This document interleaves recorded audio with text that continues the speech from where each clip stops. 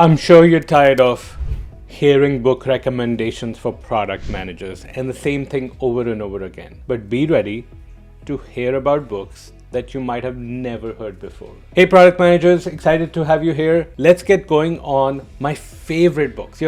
There's so much wisdom in these books that frankly speaking, even some of my programs are based on. I've accumulated this knowledge over years of learning. And so I want to get you now some books that I would recommend every product manager reads. Let's get going.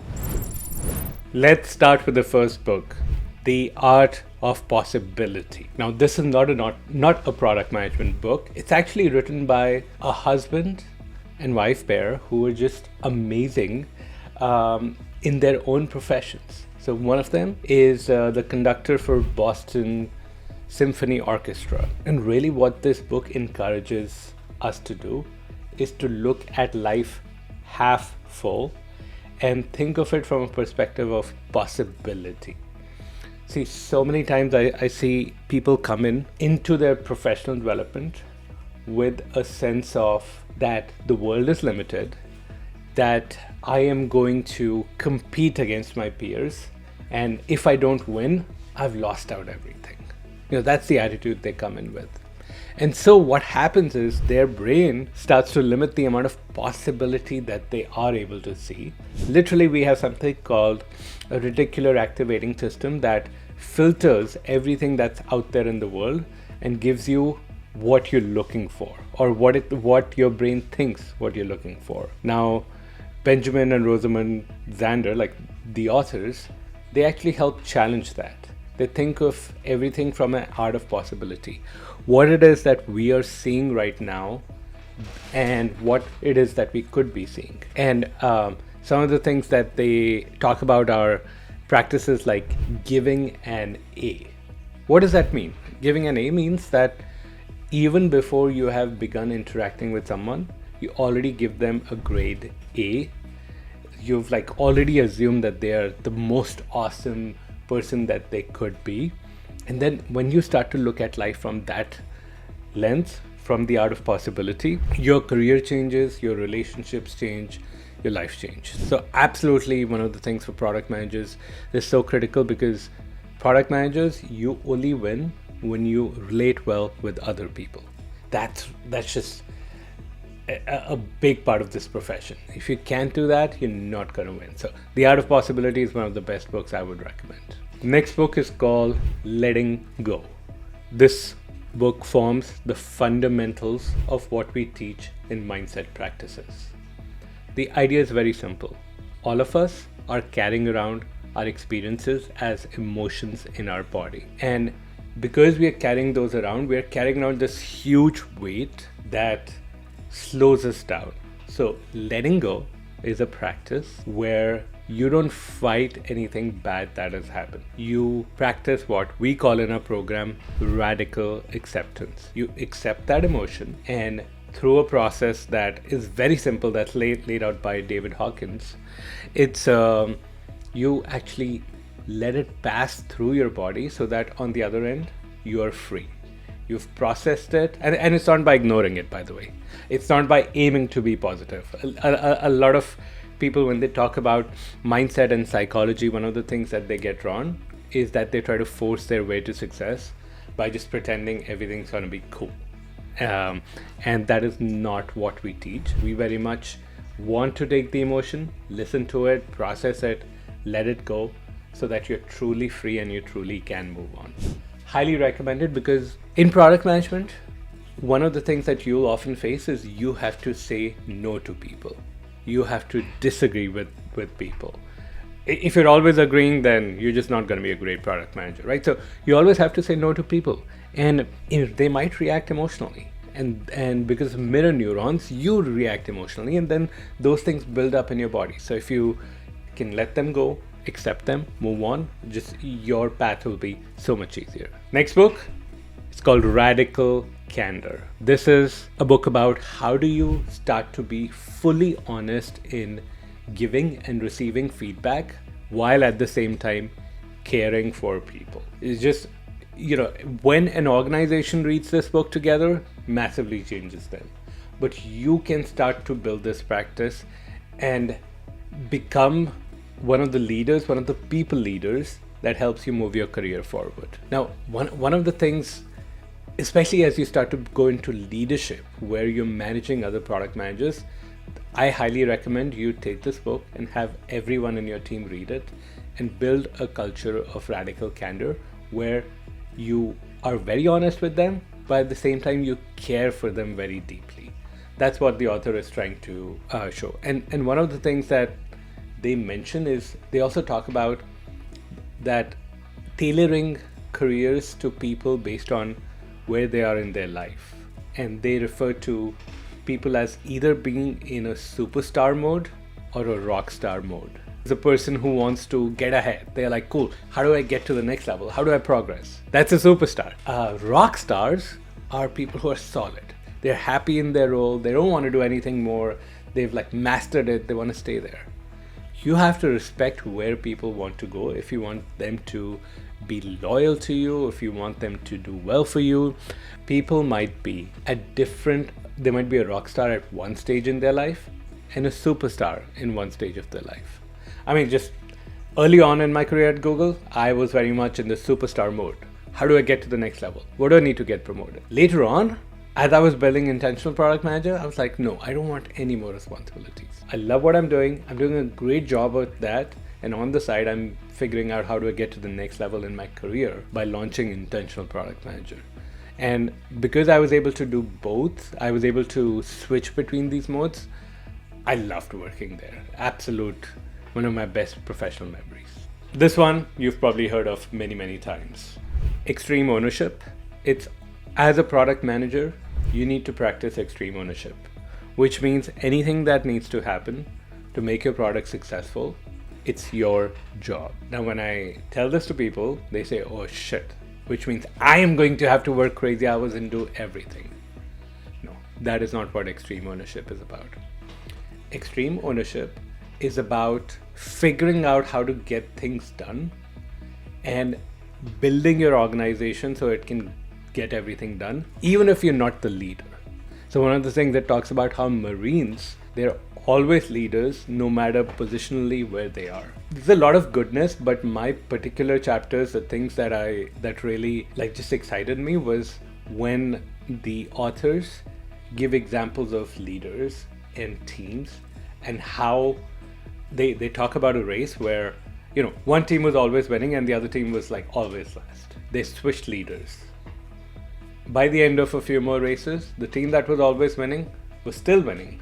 The team that was last now got the leader of the first team, the one who was winning, and they had climbed all the way till number 2.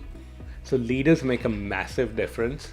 And if you inculcate this belief and you see yourself as a leader, you can be an outstanding product manager because it's literally all about the people in your organization.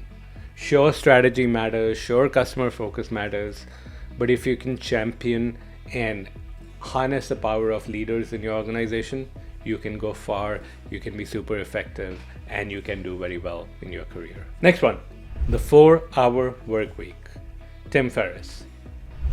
This is a book about starting a business on the side and then scaling it without involving your effort so you can only work for 4 hours a week. What does this have to do with product management? Actually, to be honest, really, the first part of the book, literally the first 30 to 50 pages, is what you need. The thing that a lot of product managers struggle with is time management, right? They accumulate things and then they're like, why am I so busy? Why can't I get anything done? The best advice I've gotten is from this book, The 4-Hour Workweek, where Tim Ferriss has some really core principles and really inspiring examples where he showcased how he just reset things so dramatically in his career, and he built practices such that he can get so much done in such a short amount of time while everybody else is just struggling. So highly recommend 4-Hour Workweek. Next one on the list is a book on storytelling. You've probably heard me say before, product managers are great storytellers. If you can tell a story, you can inspire people, you can align them, you can build a narrative that both you can use to inspire your company, make sense out of disparate facts, because we make sense out of stories. In fact, we as humans, we have a compulsory need to build stories, and we can't live without stories. Even with limited facts, people build a story around things. So this is about how to tell great stories. And look, it works both ways. It works for you telling stories within your organization to rally everyone around a vision that you have. And a vision is literally like, it's supposed to be a story of what the future holds. But you can also use it to inspire your interviewers and companies hiring you about the story of your career. Now, the reason why I put this book above everything else in storytelling, there's a ton of books on storytelling, is because what this author has done is they have broken down storytelling and they've said these are 5 kinds of stories. Literally everything falls into this. So you figure out and you use this as a template. So it dramatically changes and reduces your effort in coming up with a story. You can use these templates and really move forward with that. So that's why I recommend this particular book on storytelling. Cal Newport, MIT professor, written some of the most amazing books. One of the best ones is Deep Work. In fact, I remember writing one of my earliest blog articles that actually caught fire was Product Managers, Let's Embrace Deep Work. I'll also leave a link for that with the video, but the idea is simple. If you have a distracted world, which we have most of the time, and you can't even spend a huge chunk of time focused, well then you're never going to become strategic as a product manager.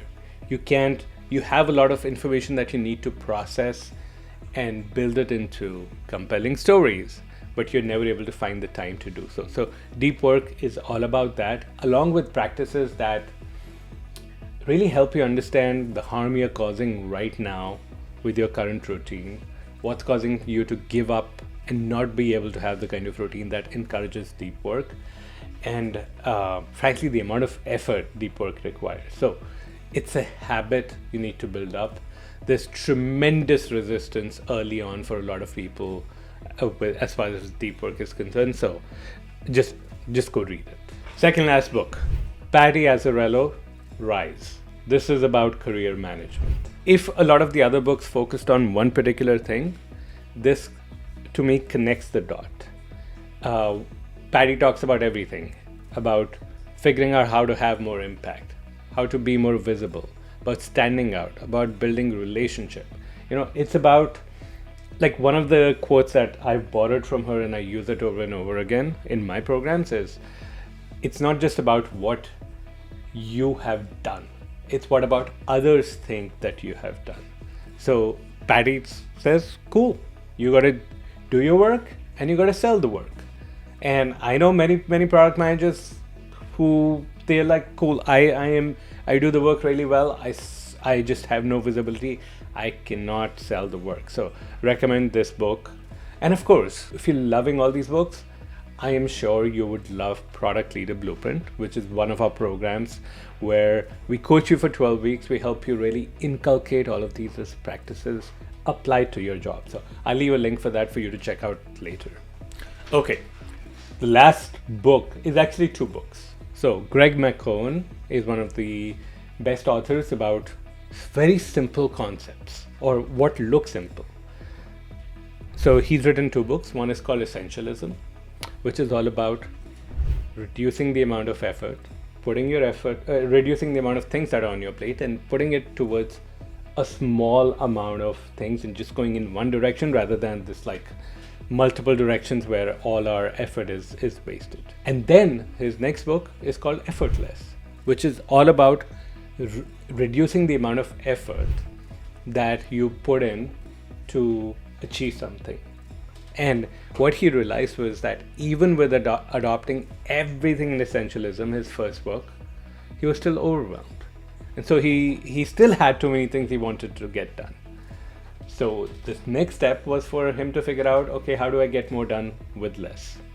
And so much of it is a matter of perspective, because what he found was that if he had the perspective that things could be easy, he found a way to make them easy. But if it was always that things needed to be difficult, then They were difficult. So by changing perspective and then obviously by some practices that he recommended, he was able to change things dramatically. I highly recommend you check out all these books. And if you love this recording, please be sure to subscribe to the channel. That way YouTube also knows, hey, people are interested in this content, and you'll get to know next time I publish this video. I am cheering for you, product managers. I know you want to have a great career. I'm here to support you. Look forward to seeing you soon.